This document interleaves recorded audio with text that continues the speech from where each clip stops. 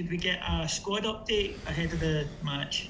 Yeah, everyone's come through the weekend's game fine. They're all available for selection. Ryan Kent's closer, but we've had to maybe take this game out. It's come a little bit too soon, so he's days away. But unfortunately, this one comes a little bit too soon. Ryan Jack's progressing well, should be in full training probably around or just before the Aberdeen game. So positive on both them fronts, but unfortunately, this game comes too soon for Ryan. Kent. Good morning, Stephen. Morning, Mark.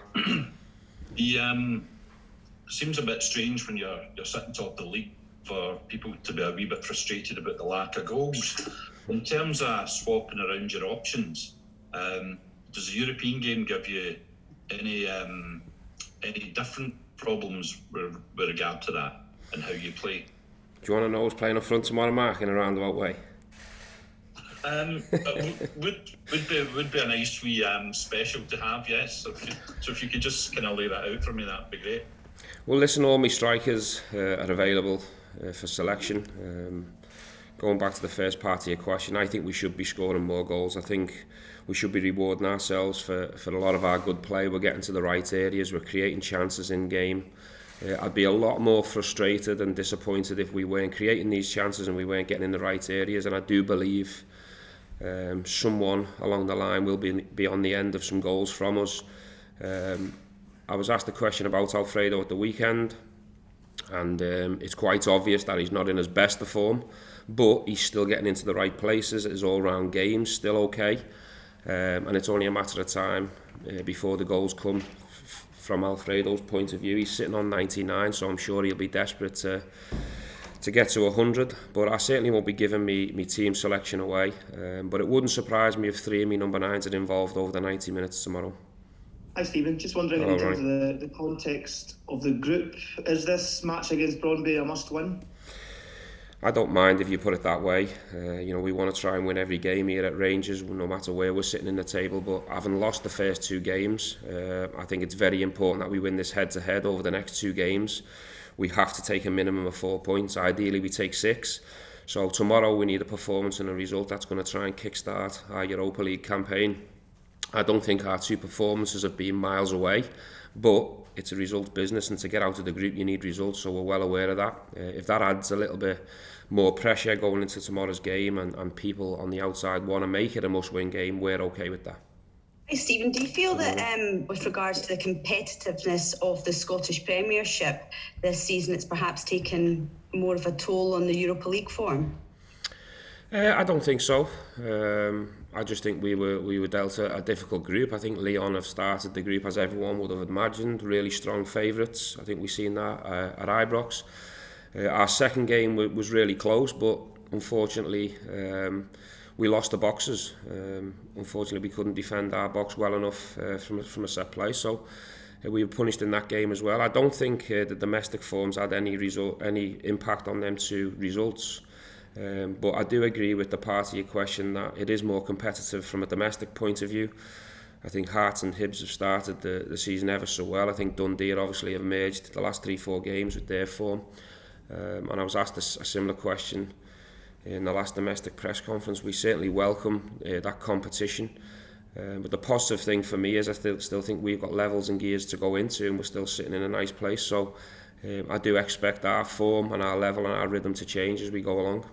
Premier League announced yesterday that 68% of players have had 2 doses of a COVID-19 vaccine. What are the numbers in your squad, and what conversations have you had with your players about getting the vaccine? I don't think I'm in a position to divulge medical information from a club's point of view. I think it's each to their own in terms of the decision. I'm certainly double vaxxed. We've had many medical meetings throughout COVID.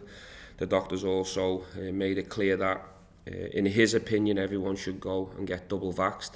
But I'm certainly not in a position to divulge stats or numbers in terms of personal medical information from me players individually or collective. So we're pushing, we're asking for all our players to go and get this done. But we certainly can't force, because I think everyone's entitled to make their own decisions. Morning, Stephen. You said in the opening 45 minutes that you found a level that will take you where you want to get to on Saturday. Just wondered how much that was owing to Aribo and Hadji both starting high up the pitch and also your team's intensity without the ball? Well, I think certain games you need to tweak and change certain things depending on what level of opponent you're coming up against, what systems you're going to be playing up against. We decided to go really aggressive and bold against Hearts, and I think it certainly worked in the first half to go in at half-time 1-0 up. And the chances we created, we were unfortunate not to be even further in front. There was a lot of positives from the Hearts game. Our first half performance was certainly stronger than the second. But over the course of the game, we've created 5-6 really strong opportunities. And I think in terms of what the crowd wanted to see and us as a staff, we were really pleased with the first 45. If we can find that level for 90 minutes, that'll push us where we want to go for sure. Hi Stephen, you're without Glenn Kamara tomorrow obviously. I just wondered what your reaction was to UEFA not deciding they couldn't take any action. Surprised, disappointed, a bit of both? Yeah, probably a bit of both. I've said it before and I'll say it again, I don't think the punishments are big enough for this type of stuff, not just in this game. In terms of the Glenn incident, I think as a whole, I don't think the punishments for racism are enough, and I think that's the reason why it won't be totally eradicated out of the game anytime soon. We'll miss Glenn tomorrow. He's a good player. In an ideal situation, we'd have him available, but we need to use this as a rest for Glenn because he's played an awful lot of football with the international games. He always plays full games when he's away. We've used him a lot. So we need to try and use it as a positive now that he's not available and try and get him a rest and have him fit and fresh for the weekend. I was just asking about Alfredo. I mean, you referred to him earlier. I think he scored something like 5 in 15 appearances this season, which is not a bad record at all. But was he a victim of his own expectations? And do you think European football usually brings out the best in him? 5 in 15 is not enough for me. Not just from him. I think we need to score more goals. All our strikers. We're at Rangers here, the chances we're creating.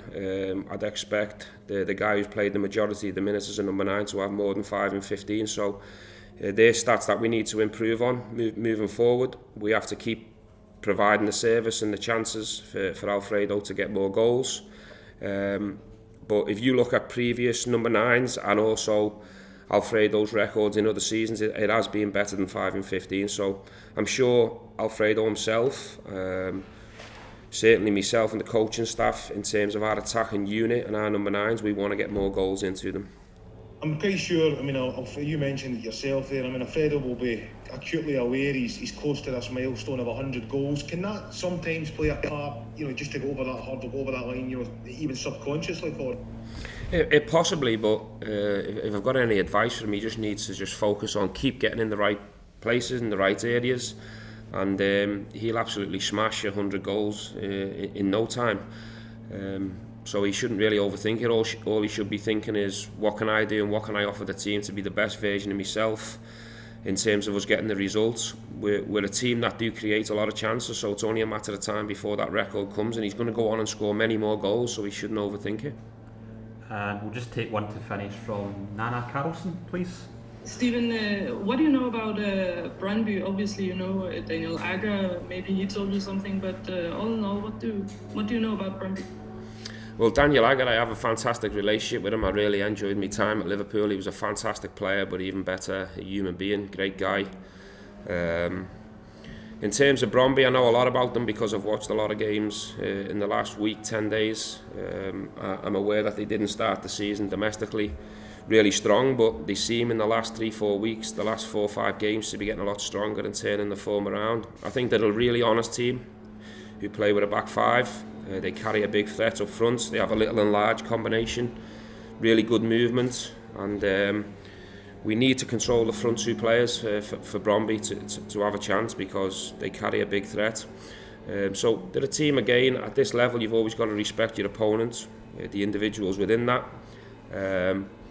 But for me, the focus is very much on us and trying to be the best version of Rangers. If we do, we should get a positive result.